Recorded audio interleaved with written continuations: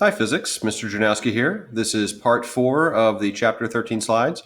So in the last part, we learned the formula for little g, the local gravity, the acceleration due to gravity on a planet, and we learned how that related to the formula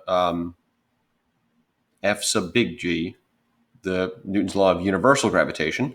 And we also learned that Isaac Newton, among his many accomplishments, also invented calculus and why he invented calculus.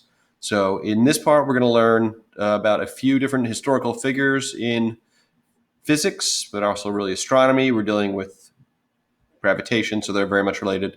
And the first one we're going to learn about, I'm just going to cover them quickly, but there's a link to a video. Trust me, watch the video. You're definitely going to want to learn about this guy. One of the more interesting and more colorful people who has ever lived. But yeah, we'll get to him when we get to him. So let's get started.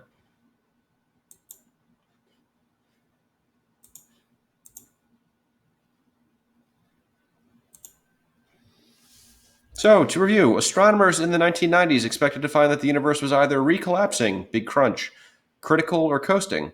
What did they find instead? Much to their surprise, they found the universe is expanding at an accelerating rate. Very surprising. And what is it that causes the universe to expand at an accelerating rate? It is dark energy. And how do you handle the gravitational force of a spherical body?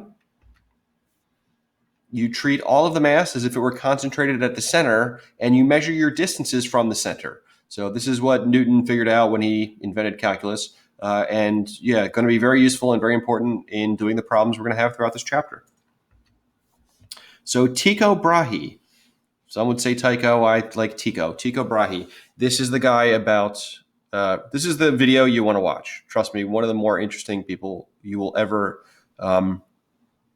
hear about. And yeah, I'm feeling kind of cheated that I'm not there in class to show you this video because the students always get a big kick out of this guy. So I'll put a link in the description. Watch the video. Anyhow, Tycho Brahe. 1546 to 1601, and he died in a most interesting fashion. Watch the video. Anyhow, he was a Danish astronomer. He was the last of the naked eye astronomers. So what does that mean? He didn't use a telescope. He used different kinds of instruments and all kinds of ways of lining things up and measuring positions of stars and planets very accurately. And that's something that he did more accurate than anyone who had ever come before him. And that's really his biggest contribution is the quality of his measurements. But yeah, he didn't use a telescope. Telescopes were just, coming into use now. But yeah, he didn't use one. So last of the major naked eye astronomers.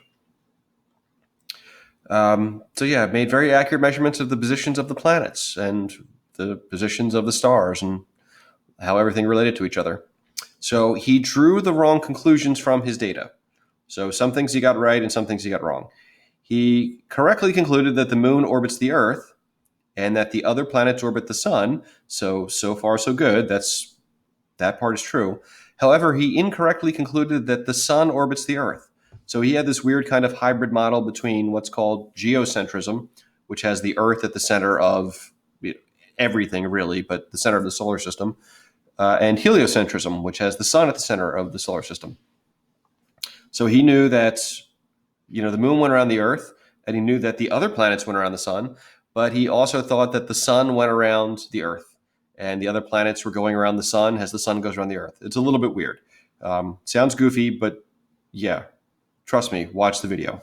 Fascinating guy, Tycho Brahe. So anyhow, when Tycho Brahe died, again, in a very interesting way, his data went to his assistant, which is the German astronomer Johannes Kepler.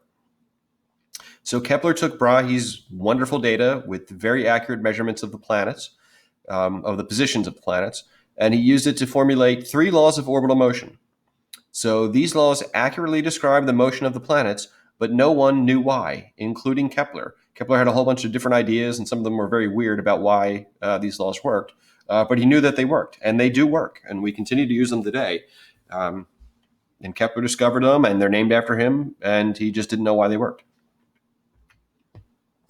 So Kepler's first law is that planets follow elliptical orbits with the sun at one of the focuses of the ellipse. So up to this point, even if you were heliocentric, which has the sun in the center and the Earth and the other planets going around, you were still likely to believe that the sun was at the center of a circle and the planets were doing perfect circular orbits around the sun. People had kind of mystical philosophical reasons for believing that. Circles being the perfect shape, so why wouldn't the planets do the perfect shape? But Kepler, he looked at the data and he tried very much to make the planets fit, to make the data fit the circular orbits, and it didn't work. And then he decided to try elliptical orbits, and instead of having the sun at the center of the ellipse, so here's an ellipse. An ellipse is kind of a flattened out circle. And an ellipse does have a center. So it's got a long axis here called the major axis. It's got a short axis called the minor axis. And where they intersect, that's the center of the ellipse.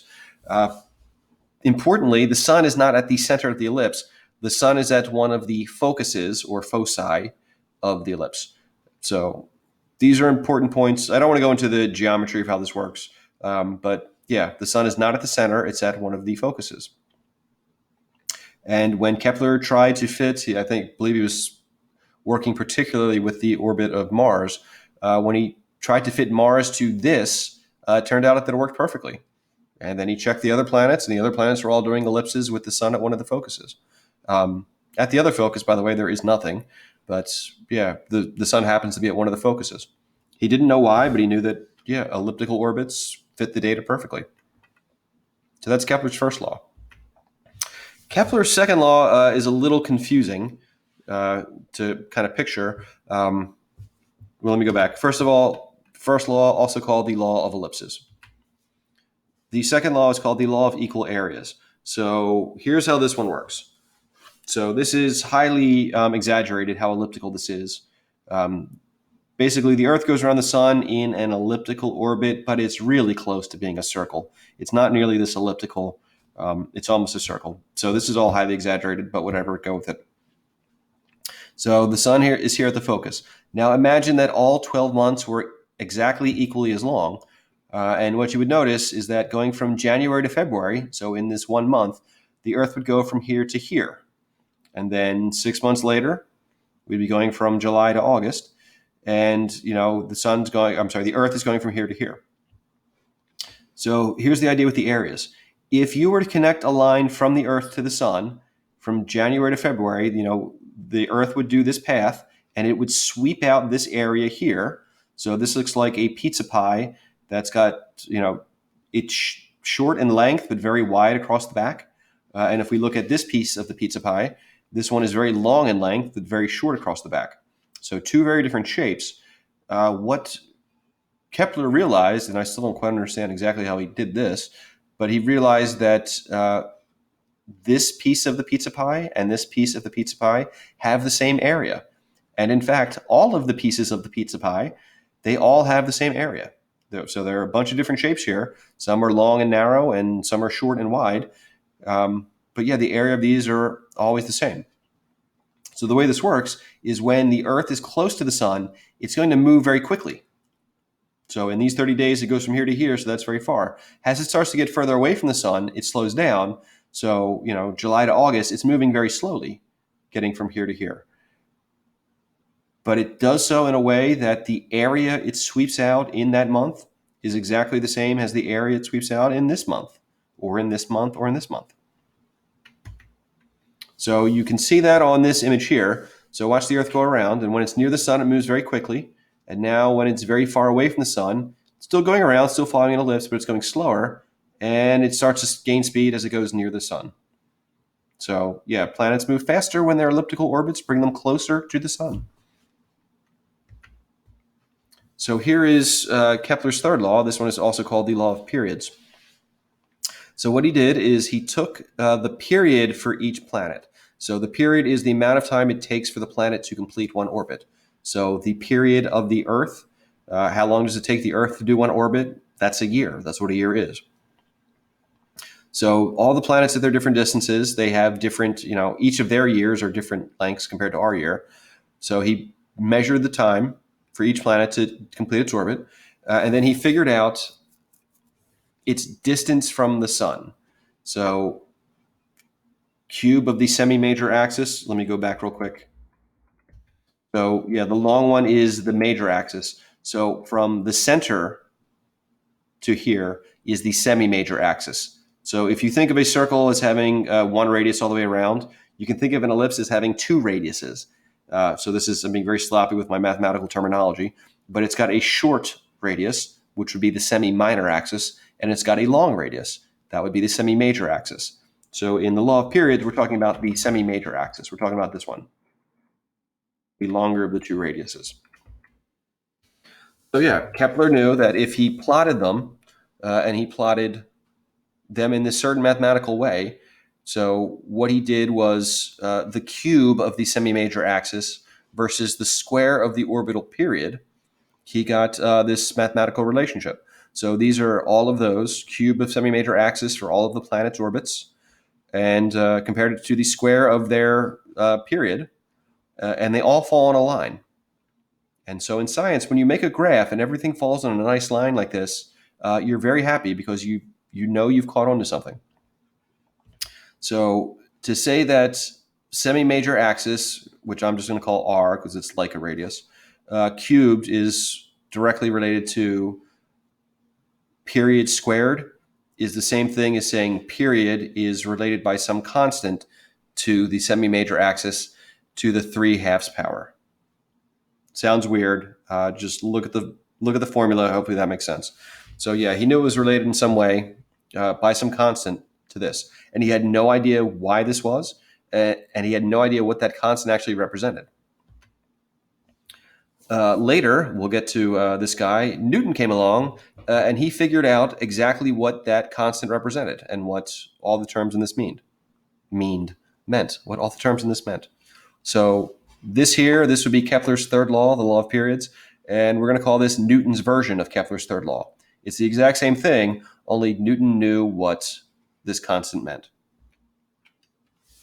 So if we're looking at this is the one we're actually going to use to solve math problems. So I just showed you this one. So this is the ugly version. I'm actually going to recommend that you ignore this version here and focus on this one, the pretty version. They're exactly the same thing, only this one is extra weird and difficult to get in your calculator because you have to raise something to the 3/2 power, and then you have to take the square root of something in the denominator, and the order of operations gets really messy. So ignore this one, go with this one. So if we're looking at this one, the pretty version of Newton's version of Kepler's third law, there's three variables. There's t, the period at which the planet orbits. So we're going to need to know that in seconds. There's r, the radius at which the planet orbits. So technically the semi-major axis, but we're just going to call it the radius, just to be simple. And that's going to be in meters. And m, the mass of the planet. The mass of the star in this case. These are planets going around the sun, or the planet being orbited.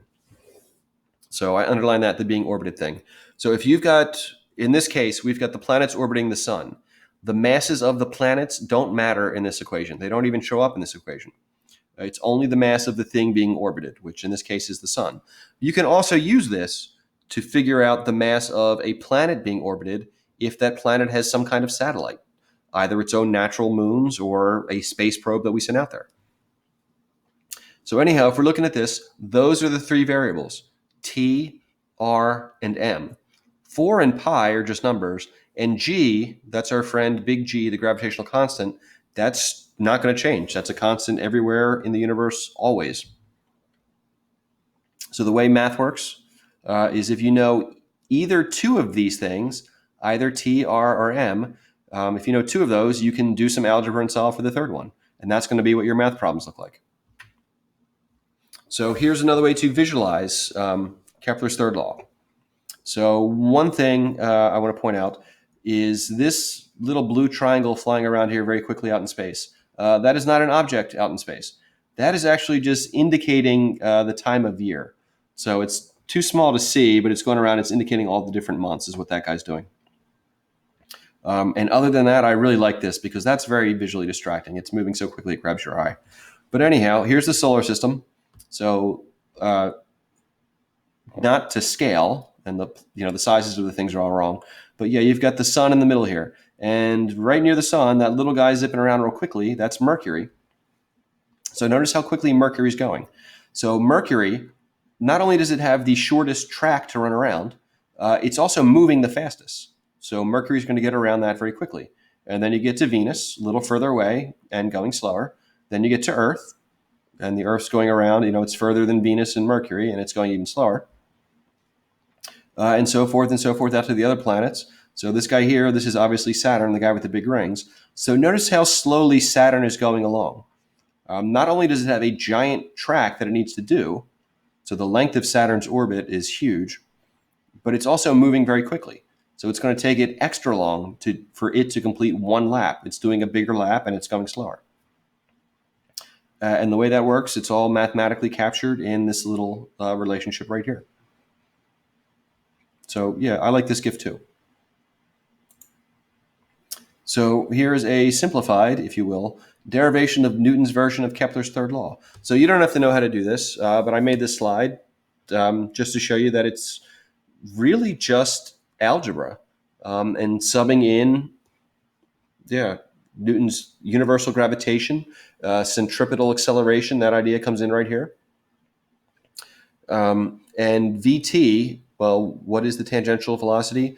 Well, it's the length of the orbit, 2 pi r divided by the period. That's the same thing as v is equal to distance over time. So yeah, you take that, you sub it into here, you do some stuff, you eliminate some stuff, you do all the rearranging, and you end up with these guys, Newton's version of Kepler's third law. So yeah, you can do it with algebra that you already know how to do. So in 1687, Newton published this very famous, very important book, Philosophiae Naturalis Principia Mathematica. And it is Principia, it's not Principia. Apparently in Latin, you say that C like a hard K. So yeah, Philosophiae Naturalis Principia Mathematica. If you read it upside down in English, Mathematical Principles of Natural Philosophy, that's what it is. And it's called Principia for short. And this is one of the most famous books and one of the most important books that has ever been written. This really gets physics going, which gets the scientific revolution going, which gets the industrial revolution going, which gives us the modern world. This book is hugely important. This has Newton's laws of motion, which is what we've learned up to this point, and it also explained this stuff. So again, Kepler had his 3 laws, and Kepler had no idea why these laws worked. Well, in the Principia, Newton explained exactly why Kepler's laws work, according to the physics Newton had just figured out. So the first law, the law of ellipses, follows from gravity decreasing with distance has 1 over r squared, or 1 over d squared. It's the inverse square law, is the thing that makes planets follow ellipses. Now the second law, the law of equal areas, this follows from the conservation of angular momentum. Well, remember the day we did the thing with the spinning chair, the figure skater trick where you hold your arms out and you go slow, you bring your arms in and you speed up? That's the conservation of angular momentum. And that is why, we're not going to go into the nuts and bolts of it too much, but that is why the law of equal areas works. This is why planets move faster when they're close to the sun and why they slow down when they're far from the sun. And finally, Kepler's third law, which is the one I just derived. Well, in deriving it, I showed this. The third law, the law of periods, that follows from the gravitational force being the centrifugal force that keeps each planet in its orbit. So this is Newton's cannonball. This is an illustration that actually appeared in Principia. So what's going on with this? It's kind of a famous picture. You may have seen this image before. So imagine that you have a cannon placed on top of a very tall mountain. So here we've got a mountain. Looks like it's at the North Pole. So again, not to scale. So here's your mountain, and you have a cannon. So if you fire the cannon and you shoot a cannonball horizontally out of the cannon, it's going to go some distance sideways, and then it's going to hit the ground. Makes sense? If you fire it a little bit faster, it's going to go further before it hits the ground. Okay, that seems true. If you fire it even faster, the fact that the Earth is curved is going to start to come into play, because the cannonball leaves the cannon and it's falling towards the Earth, but as it's falling towards the Earth is kind of curving away from it at the same time.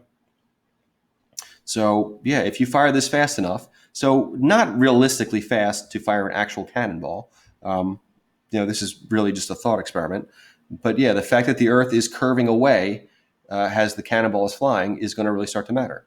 So you fire it fast enough, you might get it a quarter of the way around the Earth. If you fired it even faster, you might get it from the North Pole all the way around to the South Pole before it hits the ground.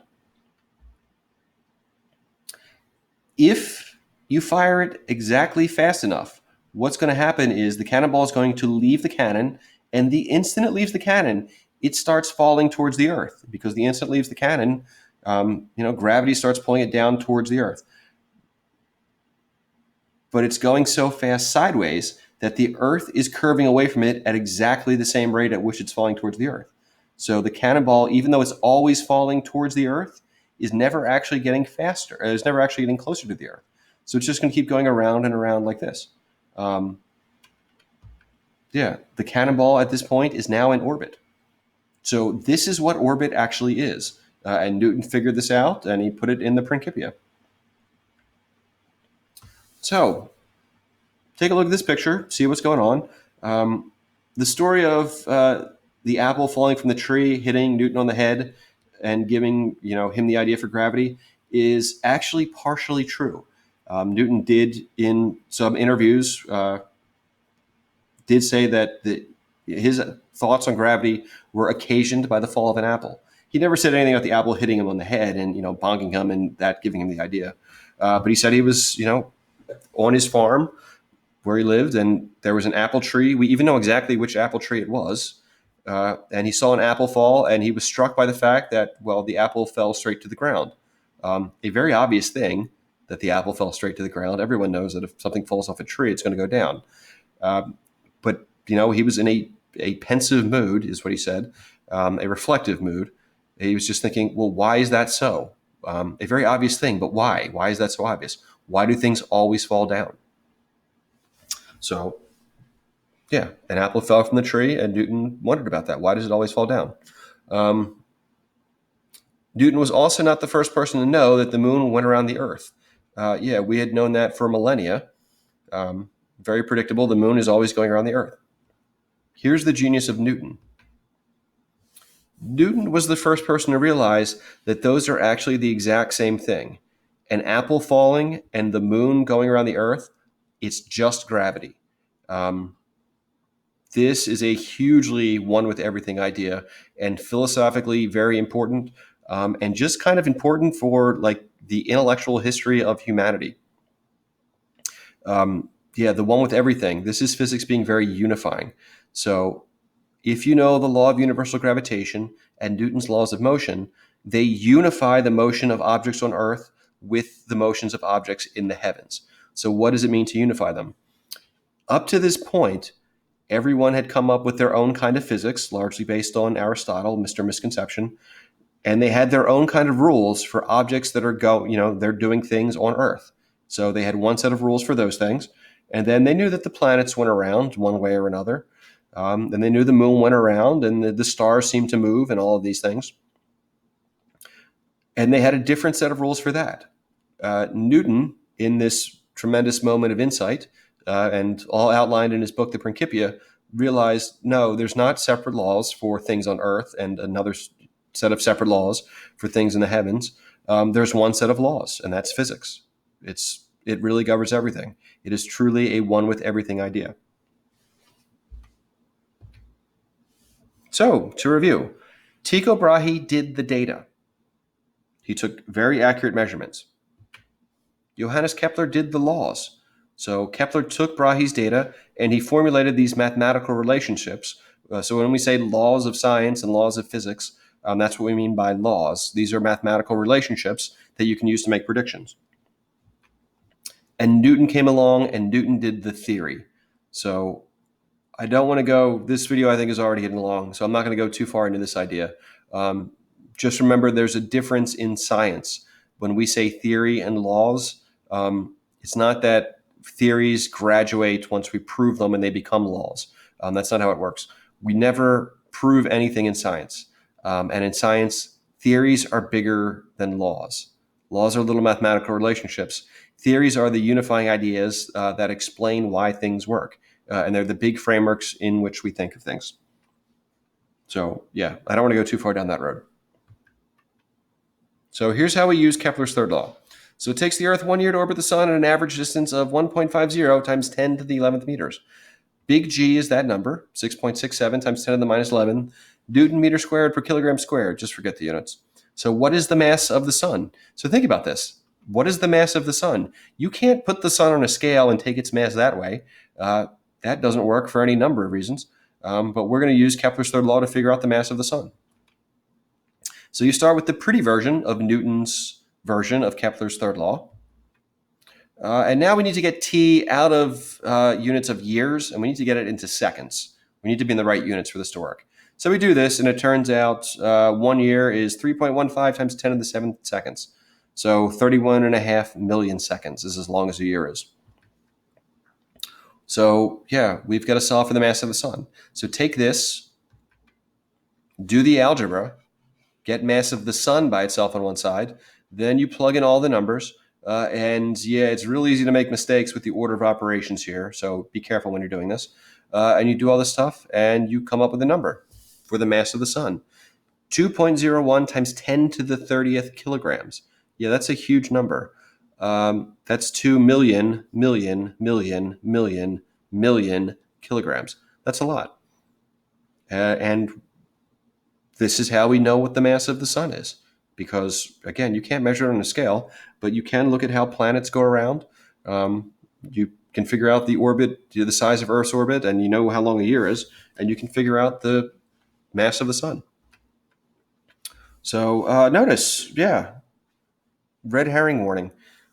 So Saturn's moon Enceladus has a mass of that number and a radius of that number. It takes 1.37 days to orbit Saturn at a distance of that number. So what is the mass of Saturn? So Kepler's third law, we've been talking mostly about using it with planets going around the Sun. You can use it in other situations too. You can use this to figure out the mass of anything that's being orbited. So again, beware of red herrings. So what do? We take the period, 1.37 days, do some field goal posts, and figure out what that time is in seconds. And then we go back to this. So we're trying to solve for the mass of Saturn. So we do the same algebra. We get m by itself on one side, and then we plug in the numbers. So what do we plug in for r? We had two choices. We know the radius of Enceladus, and we know the radius of its orbit. You're going to use the radius of the orbit. The actual radius of Enceladus itself, that's a red herring. It doesn't matter. And which mass do we use? Do we use the mass of, is that m, this m? No. Yeah, that mass is also a red herring. So you do the stuff, you plug in the numbers, and you get a number for the mass of Saturn, 5.73 times 10 to the 26 kilograms. So to review, who had a fake nose, a moose with a drinking problem, a knack for making extremely accurate measurements of the positions of planets, and died from holding in his pee for too long?